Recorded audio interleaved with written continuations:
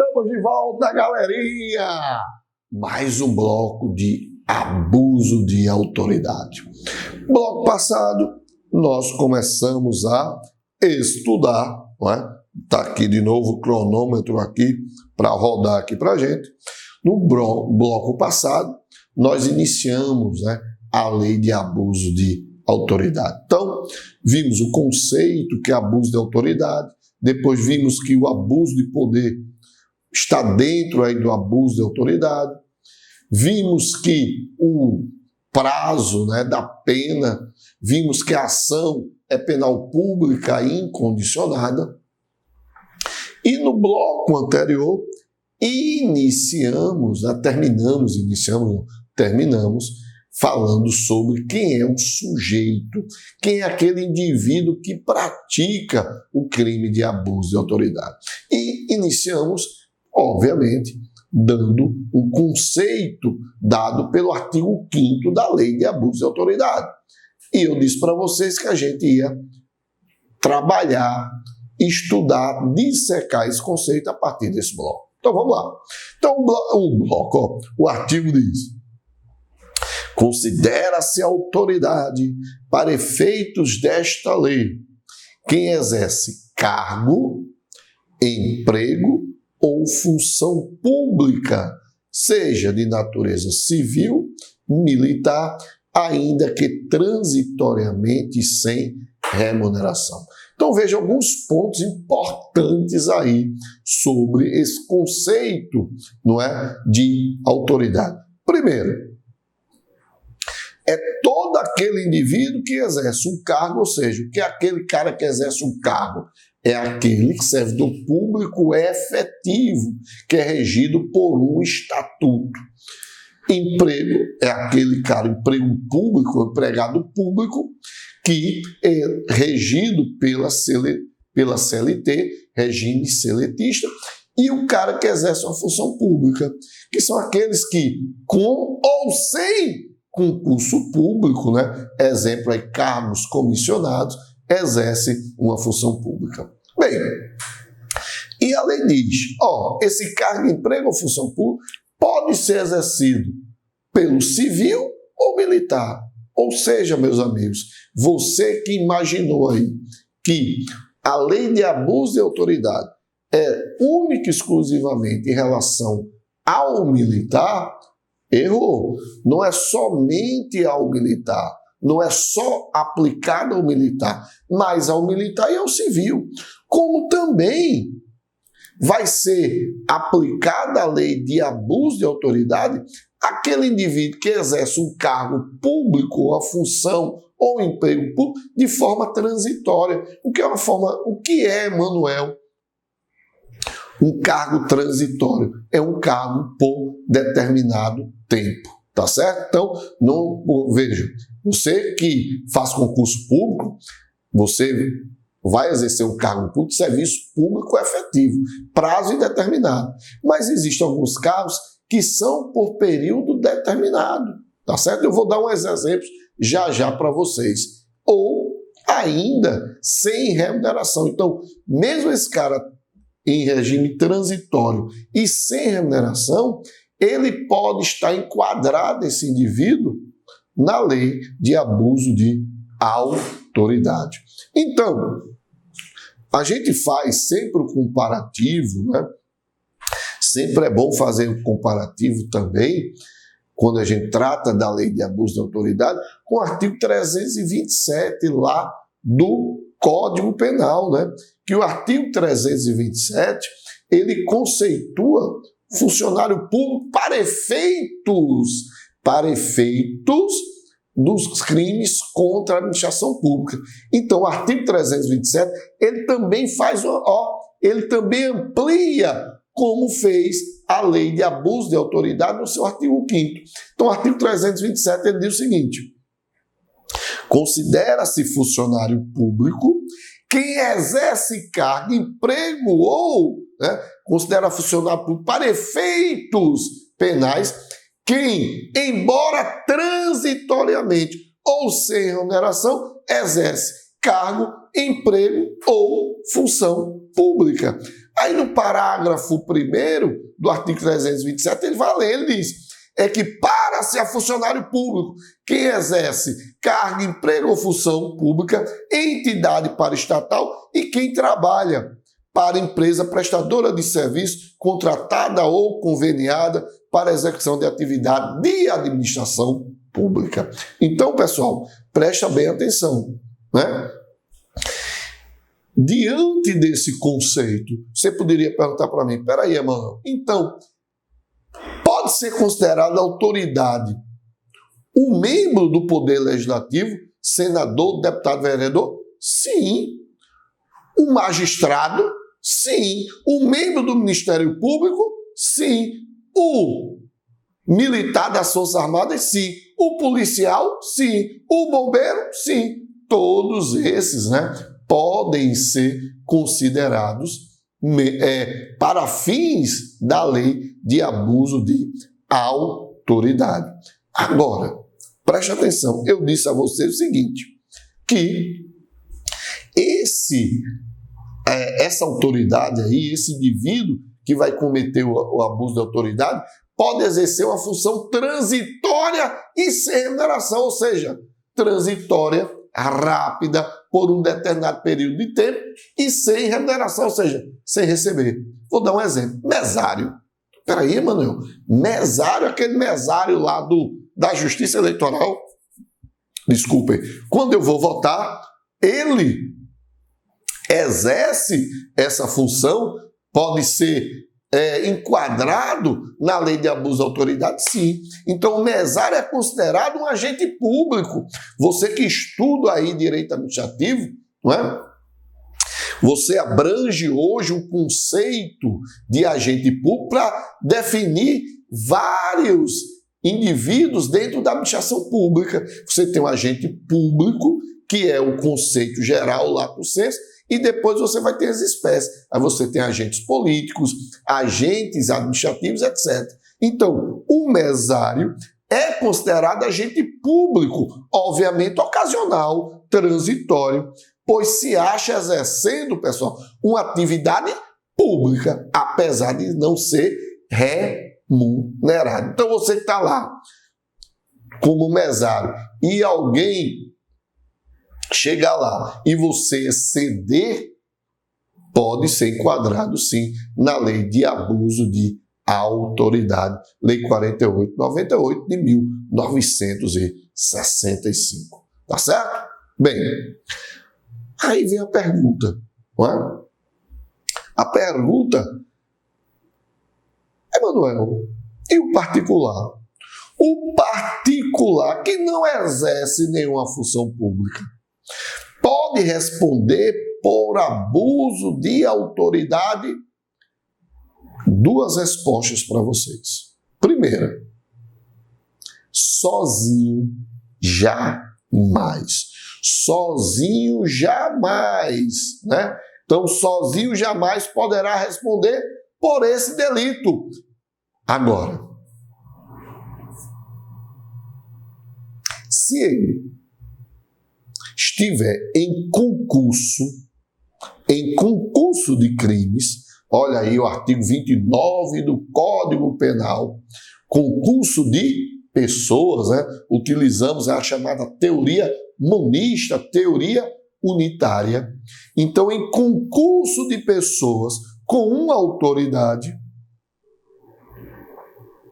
aí sim, aí ele vai cometer o crime, vai estar enquadrado na lei de abuso de autoridade. Então, presta atenção numa coisa, presta atenção. Particular sozinho, pode na prova, particular sozinho, pode sim praticar crime de abuso de autoridade. Você vai marcar negativo. Negativo, não pode jamais. Agora, ele em concurso com uma autoridade, aí sim ele pode praticar, sim, um crime de abuso de autoridade. Preste atenção lá no que eu vou dizer. Bem, aqueles indivíduos que exercem um munus, M-U, acento N-U-S. Emanuel, é aqueles indivíduos que exercem um munus público. Eles estão enquadrados como sujeito ativo na lei de abuso de autoridade? Tá danado, mano. Que danado é munus público? Ora, o munus público é aquele indivíduo que recebe um encargo, uma missão, vamos dizer assim, uma missão, um encargo ou uma missão por lei ou judicial. Vou dar um exemplo. Curador, tutor, inventariante, tá certo? Então, todos esses indivíduos, eles recebem, não é, por meio de lei ou por ato judicial, uma responsabilidade, não é, uma incumbência. E esses caras não são, para fins da lei de abuso de autoridade, eles não são autoridades, não exercem cargo, emprego ou função pública, tá certo? Então, curatela, tutela, inventariante, não é? O síndico, na massa falida, eles apenas exercem o munus público, eles não estão enquadrados na lei de abuso de autoridade. Meus amigos, presta bastante atenção, isso cai em prova. Isso cai em prova através de uma questão ou não, mas vai cair questão literal ou uma historinha, né, que vem na questão colocando o indivíduo como curador e ele comete, não é um abuso, aí pergunta se esse abuso cometido está dentro do abuso de autoridade. Não. Ou então literal, quando vem na lei. Quem exerce um munus público também pode estar enquadrado na lei de abuso de autoridade. Vocês vão responder o quê? Never. Não, não, não e não. Próximo ponto, não é? Tá filé, né, velho? Tá filé. A aula tá fluindo aí, tá legal aí, o assunto é gostosinho. A lei é pequenininha, então dá pra gente trabalhar legal mesmo. Então vamos lá. Para que ocorra, Emanuel, o crime de abuso de autoridade, a autoridade deverá estar em horário de serviço para responder aí pelo crime de abuso de autoridade? Não. Ele não precisa estar em horário de serviço. Não. Tá certo? Basta que seja demonstrado que o sujeito atuou valendo-se de sua condição de autoridade para responder pelo crime. Manoel, me dá um exemplo aí legal aí. Vou dizer, aconteceu uma vez comigo e eu estava na casa lotérica, e esperando, né, para fazer minha fezinha, que eu quero ser milionário, né? Cansado já, estou cansado, de dar aula, né? Minha idade já está chegando, eu quero tomar água de coco, comer o esquinho, não é? E um peixinho frito em minha rede para deitar. Estou cansado demais, né? Então, veja só, aconteceu comigo, eu estava na casa lotérica esperando para fazer o jogo, aí para uma viatura, os caras descem, estavam em serviço, aí, para prioridade, gente que só a peste na época era a Mega Sena, estava acumulada, e os caras, opa, meu amigo, tem fila. Aí ele, tô de serviço, tá vendo não?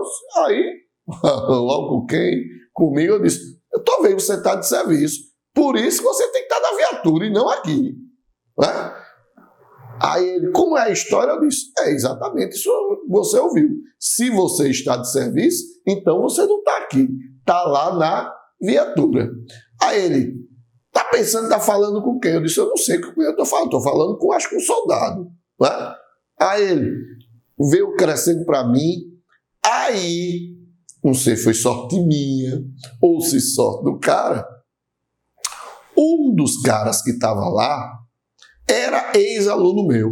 Aí disse, ei, pô, isso é professor meu, é advogado. Aí o cara deu um ré para trás e fez, meu amigo, é porque eu estava aqui querendo jogar, aí você...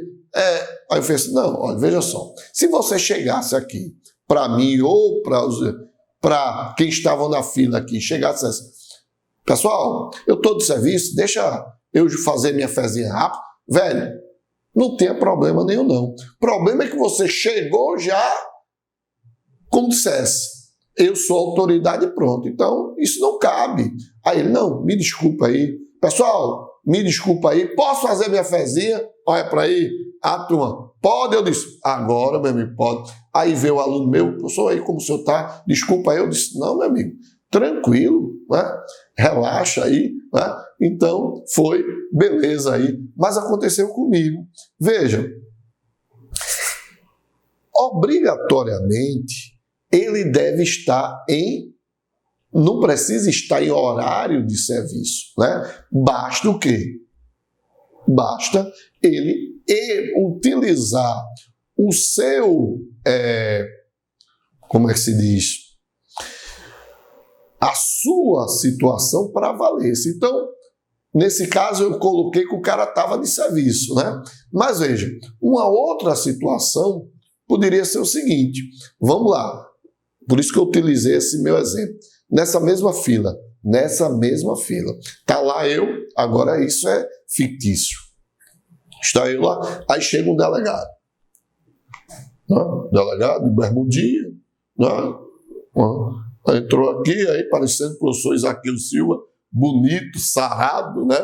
Aí vai, eu estou ali esperando, né, para jogar. Aí o cara vai e entra. Eu digo, a mesma coisa que eu fui para o policial. Ei, meu amigo, o que é isso aí? Aí o cara, o que é isso não, meu amigo? Eu sou delegado e vou jogar. Eu disse, sim, e daí que você é delegado? Tem o mesmo lugar. Aí ele, se você não calar sua boca, eu vou dar ordem de prisão por desacato à autoridade. Veja, nos dois casos, houve abuso de autoridade. Não é? Houve abuso de autoridade. Só que, no primeiro caso dos meninos lá, eles estavam a serviço. E nesse segundo caso, o delegado não estava a serviço. Mas vejam, vai ser abuso de autoridade por quê? Porque ele utilizou-se do seu cargo, valeu-se do seu cargo, da sua condição de autoridade, não é? Para exercer essa restrição, né? Esse constrangimento à minha pessoa. Tá certo? Entenderam aí? Então, não precisa estar em horário de serviço. Basta que seja demonstrado que o sujeito atuou valendo-se de sua condição como autoridade. Muito bem. Aí tem uma decisão aqui, muito interessante, que eu trouxe para vocês aí, só para que eu falei em fila de lotérica, mas isso acontece muito. Eu vou dar uma decisão aqui, ó. Pessoal, o Tribunal ACOR foi... Tribunal ACOR é o tribunal colegiado, tá certo? Segunda instância. Tribunal a quem é o juiz, né? Então, o Tribunal ACOR concluiu que, ora, o recorrente, delegado de polícia, passou à frente do ora interessado que se encontrava em uma fila de banco. Começaram, então, a discutir. E no ápice do desentendimento, o delegado deu voz de prisão ao interessado por desacato à autoridade. Recolheu a delegacia, onde se lavrou o auto de prisão em flagrante. E para ser posto em liberdade, foi preciso ele pagar a fiança. O lites denunciado, ora recorrente, agiu como agente público ao mobilizar o aparato estatal e efetuar a prisão ilegal. Logo, a responsabilidade civil do Estado e, em razão do abuso, cabe ressarcir o Estado pelos valores e despedidos com a reparação dos danos materiais. Então foi que aconteceu o seguinte, esse delegado aqui, ele estava de folga. Ele, na hora do almoço, ou seja, na folga, foi lá e passou na fila do banco. Aí, como o cara reclamou lá, o cara foi e prendeu, o delegado prendeu o indivíduo por dizer que ele estava desacatando a autoridade. Aí ele foi lá e prendeu. E, obviamente, não é? O cara entrou com a ação e entrou com abuso de autoridade, ainda pediu uma ação de indenização contra o Estado por constrangimento ilegal. Infelizmente acontece muito isso, né, meus amigos? Quem já passou aí por uma situação, né? Não tenho nada contra os policiais, não. Os policiais são meus amigos, tenho grande estima a turma aí da PM, só estou dando apenas exemplos, né? Então, mas quem não já passou por uma situação de o cara tá passando, aí olhou para o policial tá olhando o quê? Com cara feia. Que cara é esse? Tá olhando quem, meu amigo? Pô, bicho, isso é abuso de poder, pô. Isso é abuso de poder. Não posso olhar mais para ninguém, não é? Né? Então você aí que é PM, você aí que é guarda municipal, não é? Calma, faixa, não é? Tem que ter calma. Debreie. Beleza? Então vamos continuar. Se eu falei do sujeito ativo, toda relação tem dois sujeitos. Sujeito ativo e outro passivo. Quem é o sujeito passivo aqui da nossa lei de crime de abuso de autoridade? O sujeito passivo deve ser dividido em duas espécies. Então, o sujeito passivo desse delito, vamos dividi-los em duas espécies. Primeiro, sujeito passivo imediato, ou seja, o principal, que é a pessoa física, não é? Ou jurídica que sofre a conduta abusiva. Então, sujeito passivo imediato ou principal, pessoa física ou jurídica que sofre a conduta abusiva. Mas, meu amigo, existe um sujeito passivo secundário, mediato? Claro que sim. Quem é? É o Estado. Emanuel, por que o Estado é sujeito passivo? Não entendo. Ora, meu amigo, uma vez que o abuso de autoridade é cometido por um representante do Estado, no exercício de sua função, consequentemente a prestação de serviço público é afetada. Indiretamente, o Estado sofre. Por quê? Porque a prestação do serviço público foi afetada. Beleza aí? Então, se perguntar na prova, o sujeito passivo tanto pode ser a pessoa física ou jurídica como o Estado? Sim, tá certo. Marca lá, correta. Por quê? Simples. Porque o sujeito passivo imediato é o indivíduo que sofreu o abuso, tanto ele, indivíduo, pessoa física ou jurídica, mas também o Estado vai sofrer. Porque a prestação do serviço que era feita por um representante do Estado, ela vai ser afetada. Tranquilo? Muito bem, meus amigos. E o objeto jurídico? E o objeto jurídico, Emanuel? Qual seria o objeto jurídico da lei de crime de abuso de autoridade? Ora, o crime de abuso de autoridade, ela tutela dois objetos jurídicos. O crime de abuso de autoridade, ela tutela dois objetos jurídicos. Mas, aguenta aí o coração, aguenta aí que já eu volto para falar sobre esse objeto jurídico que é do crime de abuso de autoridade. porque eu vou tomar minha aguinha, que não é a aguinha de coco, e já já eu volto. Até mais!